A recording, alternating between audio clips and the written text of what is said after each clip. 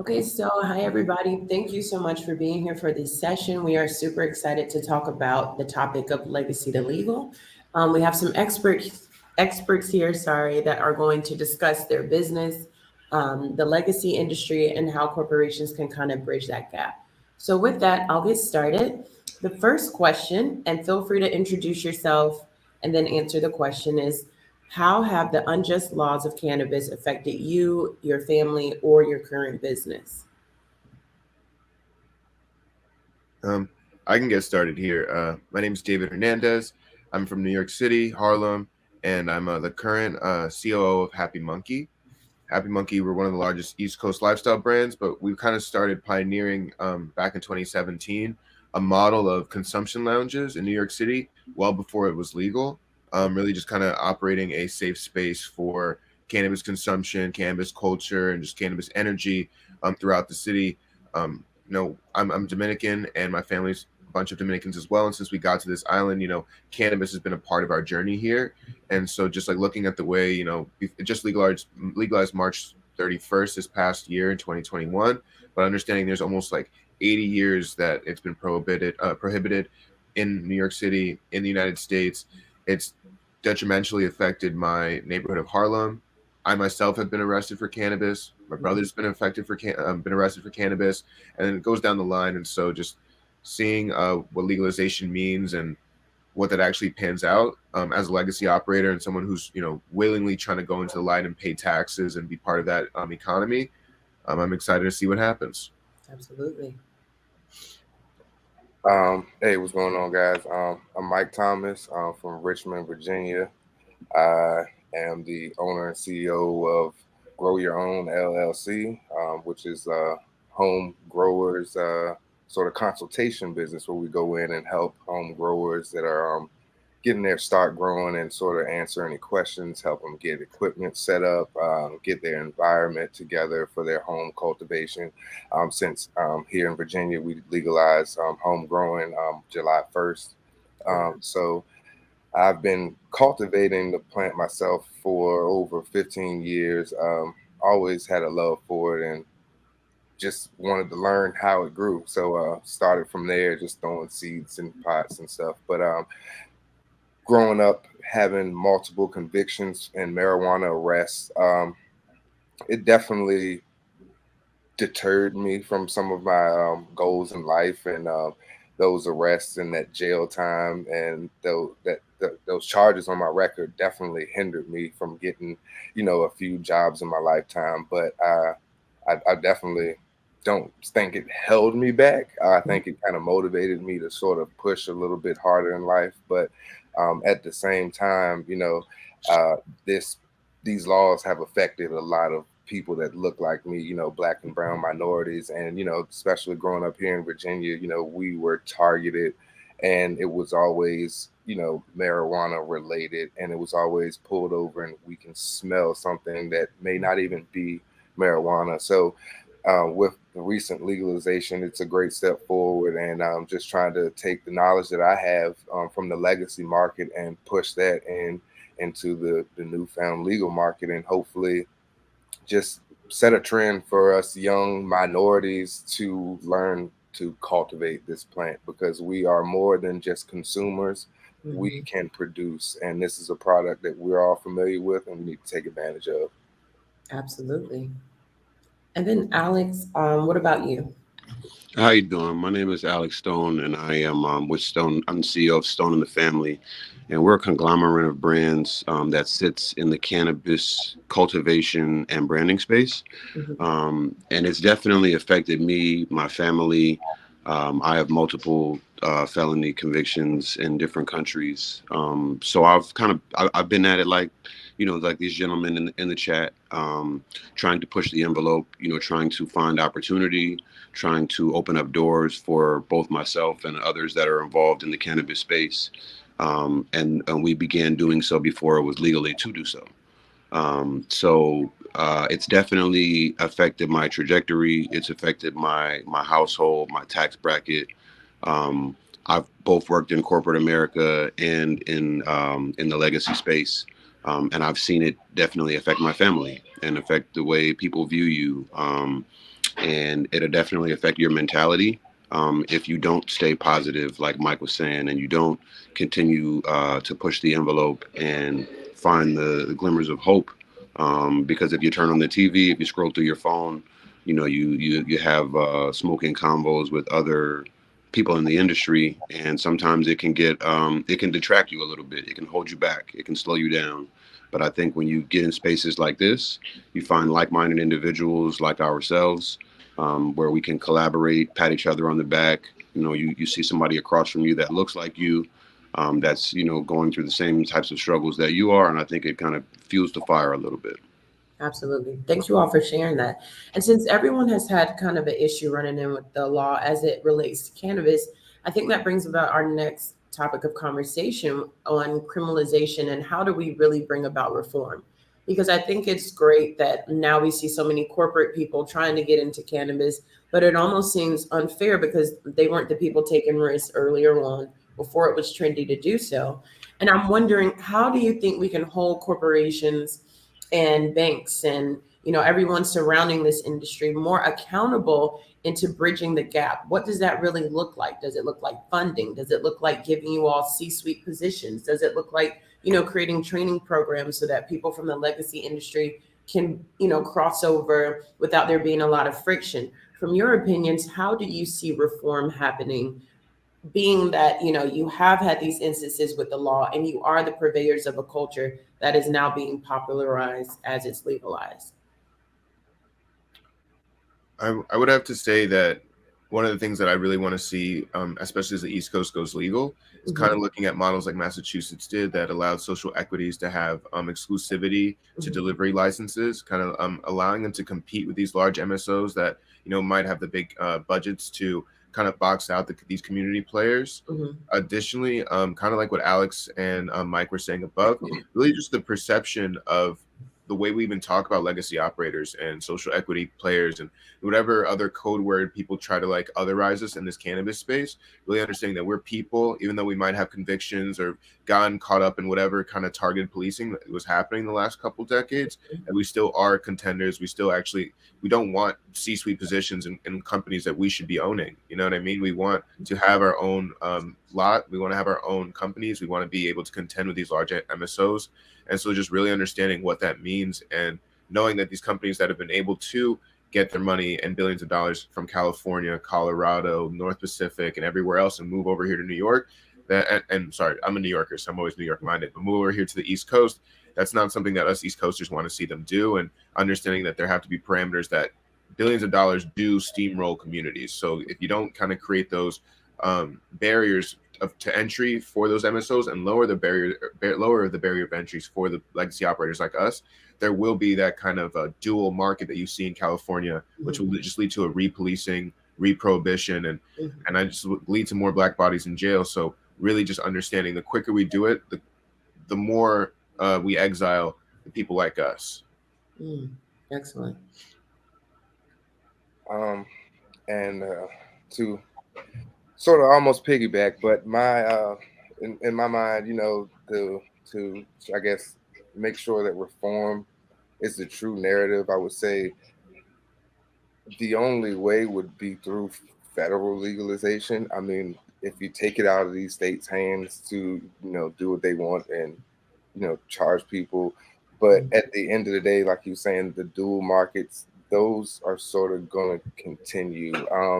Virginia, I think they've done something unprecedented, giving us a chance to grow at home first before a lot of the recreational people come in.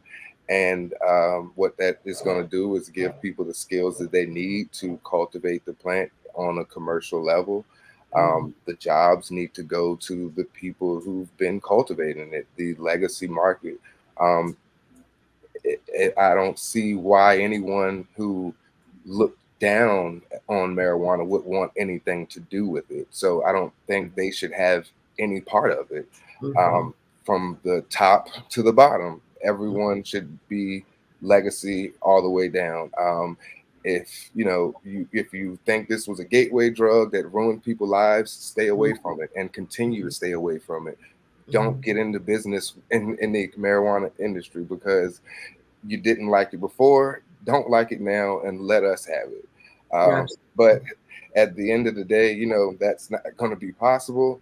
But if we cultivate the plant ourselves, we're going to have no need to go to a dispensary. So Mhm. I feel that's going to be our way to sort of keep it in our pockets and keep it legacy. If we cultivate it ourselves, we won't need to go to the dispensary. They won't see our tax dollars. The grow shop will, but not the dispensary. Um, Absolutely. but it's going to be tough, and the narrative is going to stay that it's negative until they continue to see the marijuana industry turn people that look like us into billionaires.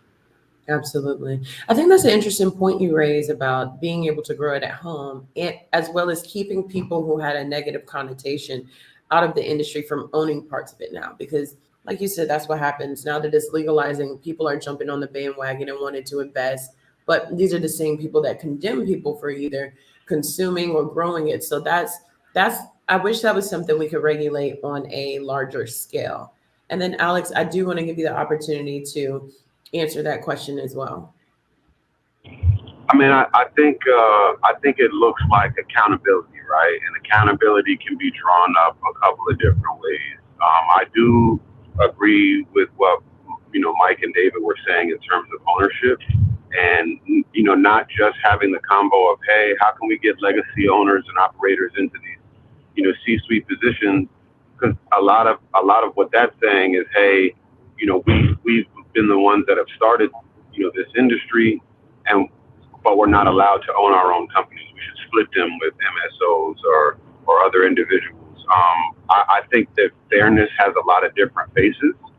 So we just have to do our due diligence in terms of education, collaborating with one another, and sharing information. I like to go back to David's piece about kind of normalizing what we look like, from face value in the industry, and making sure that that's the case across the board. So it's not just, hey, I want part ownership. Allow cultivators to breed, to establish nurseries, and allow these brands to be strains, or strains to be brands rather. And so those tax dollars do flow back through the community once the eighth makes it to the customer.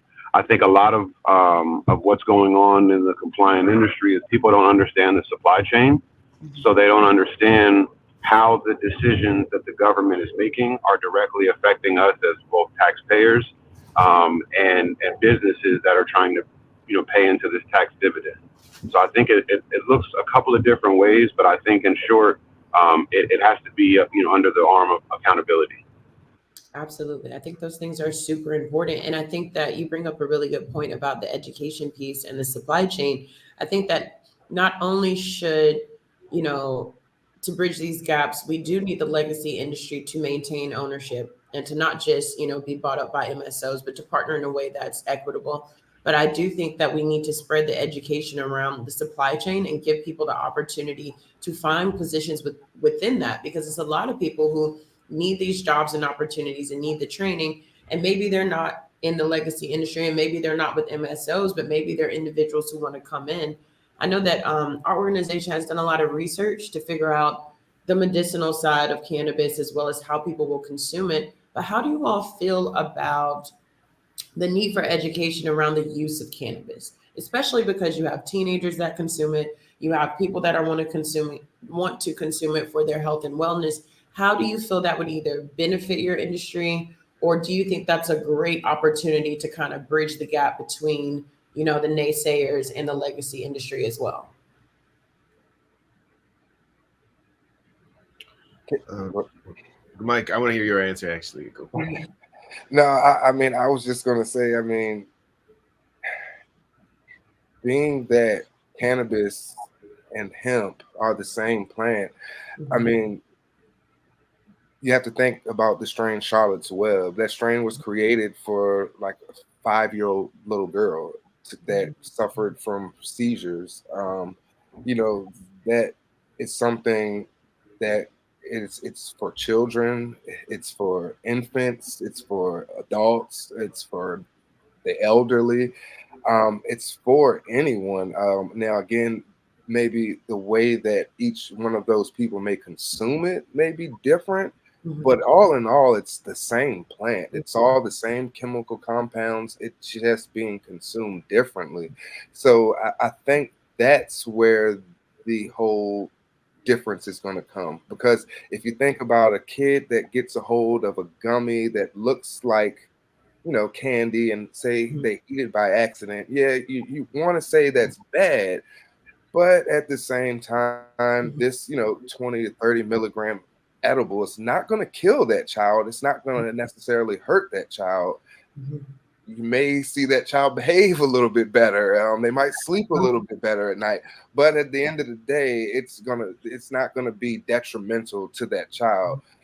Now, say if you see that child pick up a rolled blunt and smoke it, that's gonna be a bit different.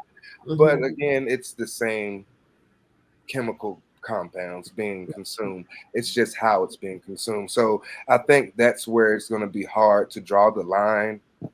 Just consumption, how it's being consumed. That's a great point.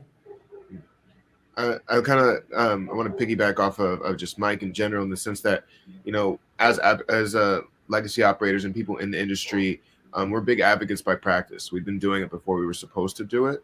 And so there's a lot of knowledge that we have that, just can't be learned overnight. And so just knowing that people like Mike, like Alex, like yourself, Jessica, we are these like beacons of knowledge in this industry that's very, very new, but also knowing our limitations, right? Like, I don't have a law degree. I'm not a CPA. And there's a lot of things that, in terms of actually going after a license, coming down with, ownership of a business, that there's service providers, there's community people I need to connect with, and just knowing what you have and being able to take account of that, and then understanding what you don't, so you don't get tricked into going into incubators where you like give away all your secrets in the hopes that you'd be able to be part of whatever kind of success that they're painting or whatever it may be. There's a lot of strength in community, but not everything's in our community. So knowing what you actually need to leave the island for is really important, so you don't sell the whole house when you don't need to.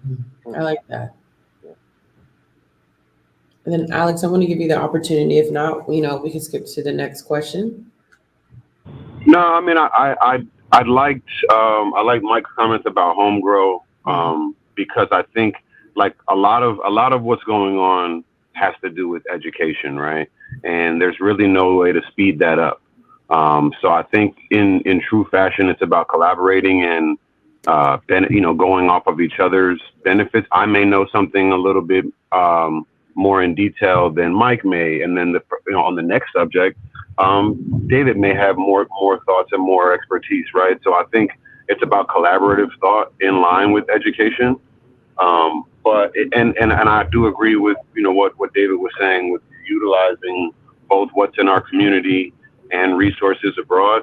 But I think a lot of it is just normalizing the plant, normalizing ingesting the plant in different ways, and being educated on what these different ways are, because that same 5-year-old or that same 3-year-old that is susceptible to picking up a gummy that looks like a Haribo gummy, right, that they might have had in their snack earlier that afternoon, may suffer from seizures, or a kid in that same age range may need some type of benefit that they get from drinking some RSO or some type of salve, or there's a bunch of different ways that the plant can be ingested, to Mike's point.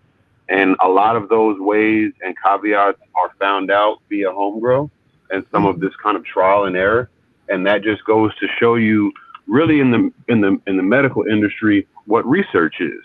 So I think they have to normalize ingesting this plant, stop, kind of making people feel shamed in using it, because there are people that their kids were able to grow up because of this plant, right? There's kids that had cancer, or people that had cancer that had years extended on their lives because of this plant. So I think because of that, we really need to give it a realistic approach in terms of educating each other, being open, and not attaching the stigma to the plant that has kind of limited research, limited education, and limited the spread of knowledge. Yeah, absolutely. I think it's interesting because I feel like cannabis can be the first circular and equitable economy, right? So it's like everything across the supply chain can be reused, it's sustainable, it can replace, even hemp by itself can replace a lot of plastics or waste or fabrics, things that we have now that we have problems with. And by allowing people to be more properly educated and experimenting across the supply chain, I think it's a fantastic opportunity. So next I want to talk to you guys that, in the digital age where we see things, we can text, we can post, but we don't really know how to act. How do we get people to play their role in reform when it comes to marijuana? And where can they get information from? I'll jump on this one. For Okay. me, I starting in my cannabis journey, I Mhm. started gifting down in DC. I was very much in the trenches of, like a just the commerce of it, not really understanding that there's just dollars to be made, and essentially just seeing it there. And it wasn't until I kind of like started talking to seeing like other business to business like networking groups, or the NCIA's lobby days and all these kind of things, where I was just like, oh wait, there's a lot more to this cannabis thing that I'm doing that isn't just the commerce of it, the direct sale of it. And so Mhm. when it was when I went up to Albany, and I started talking to people like Ben Benjamin, who now is the lieutenant governor of New York, who Mhm. I've seen over the last 4 years change his mind on cannabis. I Mhm. remember going down to NCIA lobby days in 2018 and talking to politicians from Tennessee and Kentucky and seeing them completely unmoved. And then now in the coming years, even people from this great state of Virginia Mhm. completely did not want to talk about cannabis a couple years ago. Now, whether it be the national trend moving forward or whatever it may be, it's just like that constant reminder that we moved it from that 100th thing on their mind to that 50th thing on their mind, and we kept moving it up and moving it up.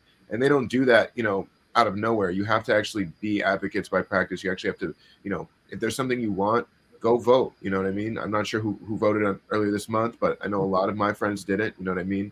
But they did post on Instagram, they did post on Twitter, and understanding that that doesn't really, that like, that retweet, that share doesn't really go the same length as actually showing up at 9 a.m. for a Zoom to educate the people. Like, these are the kind of things and the heavy lift that actually needs to be done by not just the people on this panel, but people listening to this and the people who want to see a real equitable and, like you said, circular economy in this cannabis industry. Absolutely. That's a super great point. I think we all get confused that, like, okay, well, I liked it or I reshared it, therefore it goes into the ether of like matter. And it's like, no, it goes and it really goes nowhere. So that's a great point. I don't have a good one for this one. Well, that's all right. You're from the Tiki Torch state. Y'all have a lot to No, do. I mean, my thing is, I'm not big on trying to make anyone do anything. I'm Mhm. gonna do what I'm supposed to do and what's right and what I feel good in my soul doing. Like when Virginia got legal, it was weird for me because being in the legacy market, it's like, well, I mean, I've been growing forever. I mean, so Mhm. what? Like, but now I'm like, oh wow, they got plant counts. Never thought about that. But Mhm. it's like, well, let me just try to take the knowledge that I have and see what I can do to help. And it's like, all right, I started a Facebook group, got like 3,000 members in the group.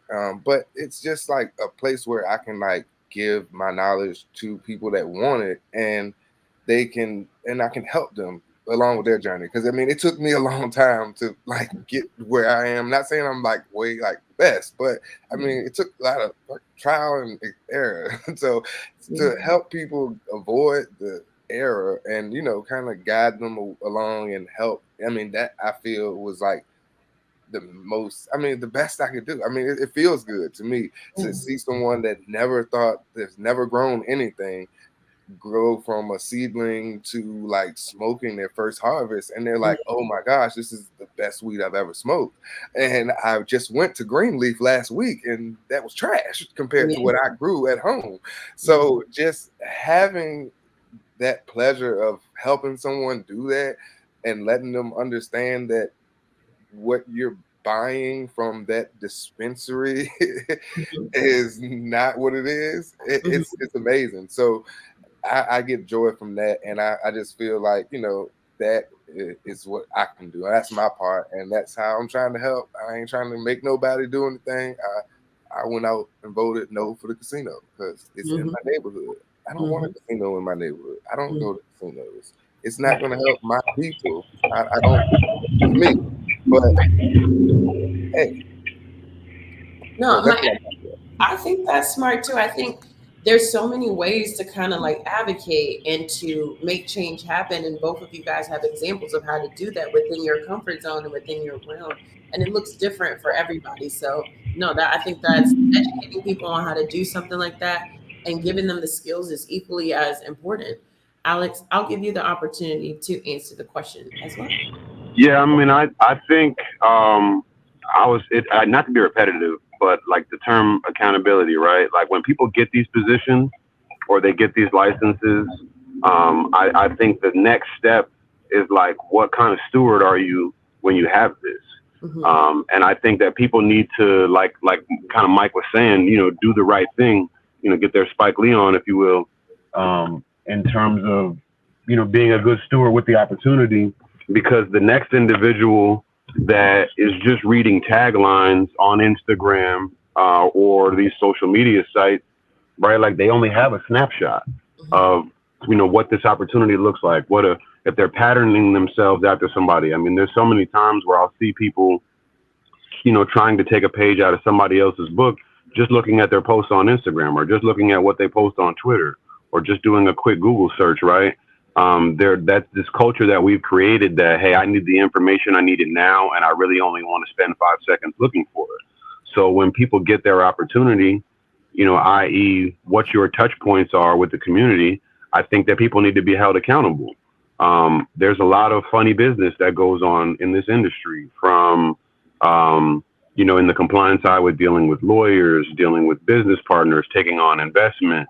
And this is traditionally an area of expertise that cannabis operators don't have because we haven't been allowed to be in legitimate business circles. So there has to be some level of accountability and transparency when trying to acquire this knowledge, trying to add these pieces to our businesses. And there need to be forums like this to where we can share information and thought, because I may have gone through things that you may not have, that David has, that Mike hasn't, right? So if we can share these things, we can all learn them together and they don't have to be a mistake at each individual turn. So I say that to say that there needs to be some level of accountability and some checks and balances when it comes to people getting these licenses and then continuing to be in positions of leadership, then carry that forward. Absolutely. And I know that you want to get a license, so we're going to ask you to be the example for that should you get one. I'm just kidding. We're not on no pressure. But I think Hey that man, I'm down with it. okay, good. So we'll circle back around to that.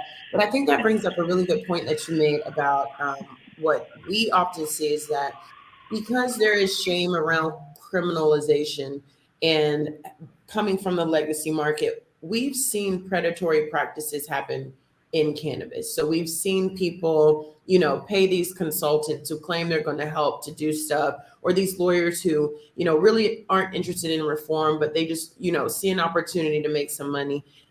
If you have encountered that, or maybe you have not, what is the best way for people to take the predatory practices out of this industry, or maybe to be aware of it, or how can individuals protect themselves from it? I would say the sexiest word in cannabis and in Hollywood and a bunch of other places is no. Mm-hmm. A lot of these people like coming in as experts. A lot of these people like to tell you what you don't know, Mm-hmm. and without giving value to what you actually do know.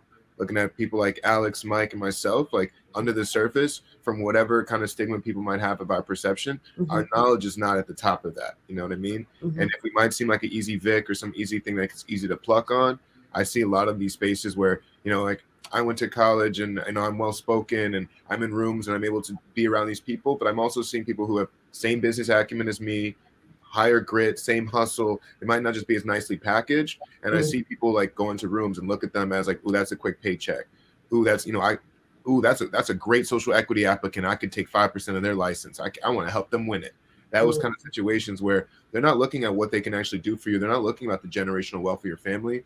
And those are the things where I don't know how to like say how to stop predatory practices in cannabis, because there's predatory practices everywhere, but really just knowing your worth. You know what I mean? Like you have something that these billion-dollar corporations cannot pay for, cannot case study for, cannot, try and think tank about. Like you've lived it, you know what I mean? And so just knowing your value and just really saying no this is going to be a budding industry. It's only a couple years old. And trust me, those people who are trying to get the quick dollar now will not be here when you're standing in 5 years, in 10 years, in 15 years. Absolutely. That is so well said. And I hope that's the case, because I hate to see people getting taken advantage of because they talk differently or they dress differently. And it's like the hustle is really all that matters. And business is business, whether it's legal, it's illegal, it's all the same. And we know what our country's built on. So it's nothing to be ashamed about. I love that part. And Mike, what about you?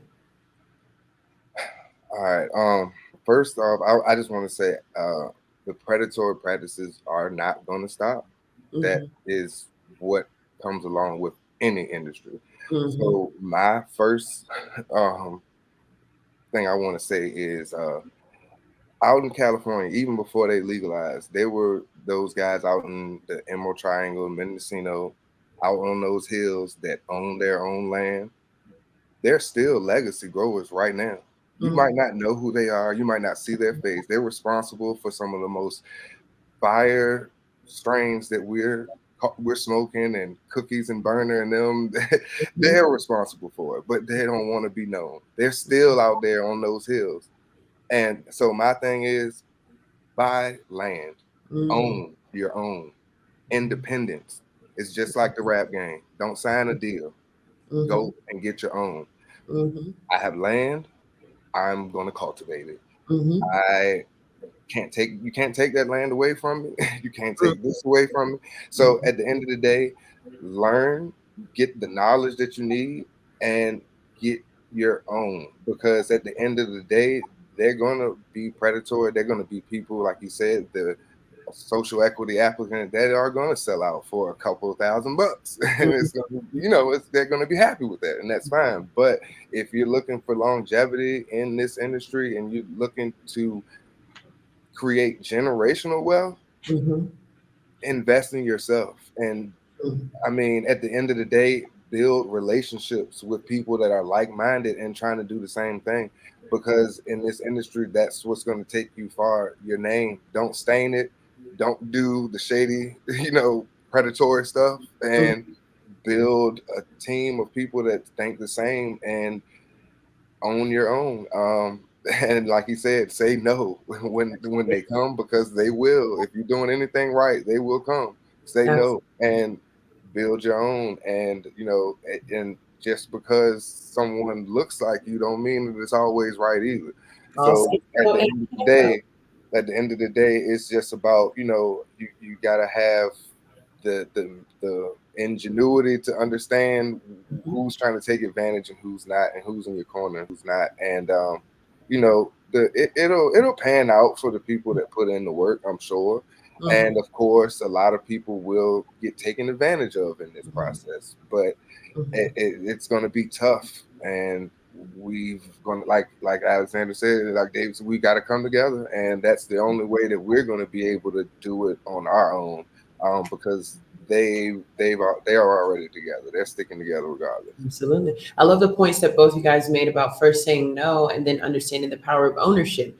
And I think that a lot of times when people get money thrown in front of their faces, their ability to say no diminishes, and then their ability to maintain ownership diminishes. And I think if people don't remember anything else, ownership and no is a complete sentence is going to be super important for any entrepreneur and owner in this space, because, people will try to take advantage. And Alex, what is your advice or what is your take on predatory practices and how they can be avoided?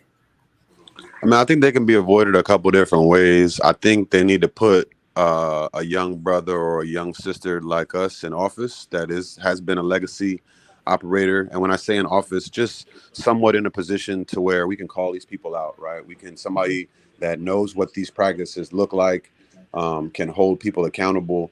And I think if you hold people accountable, because that's the American way, right? Like that's what this country has been built on, is stealing ideas, taking things from other people. I don't think that that's going to stop, to Mike's point. But I do think that if you put somebody in power and you hold people accountable from the perspective of calling it out, that knowledge will be spread faster. I think that people will, help each other. They'll create two sides of the street. People will, more easily be seen. I mean, look at the whole, way that the country kind of split in half when Trump was in office, right? And I think that a lot of that and what we can learn from that was just calling people out. You see a spade, you call a spade. And I think it allows other people that maybe aren't as um, as fast to recognize something. They can see what's in front of them and they can avoid it. And I think that, once education gets out there and continues to spread and people realize how much a business plan is supposed to cost, how Mhm. much a retainer is actually supposed to cost, right?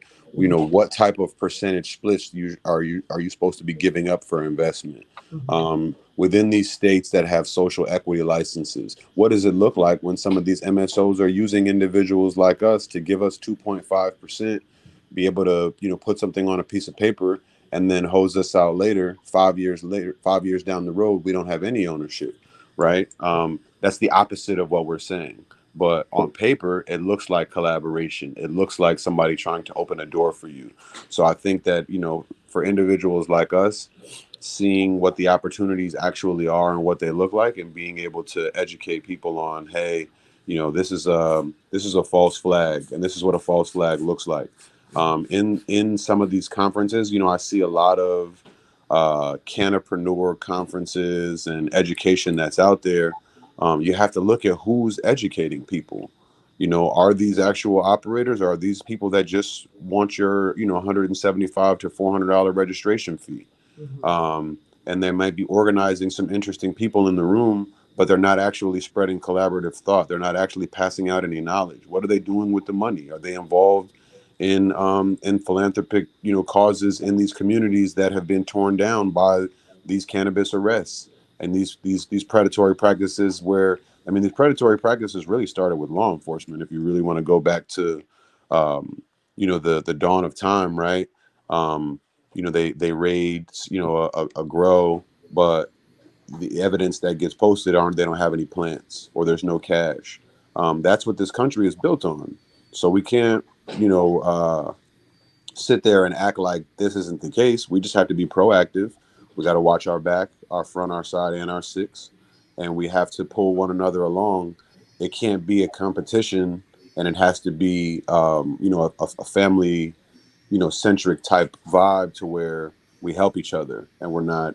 I think like cannabis has created this culture to where we get money and hide, right? Or people get an opportunity to get a license and you don't hear from them anymore. They become less accessible. But there need to still be thumbprints and footprints in the community, so where people that are startup businesses and individuals that are just getting into this market can ask the right questions and get the right answers. Absolutely. Well, y'all are the OGs, so I expect y'all to do those things for everybody who's coming up.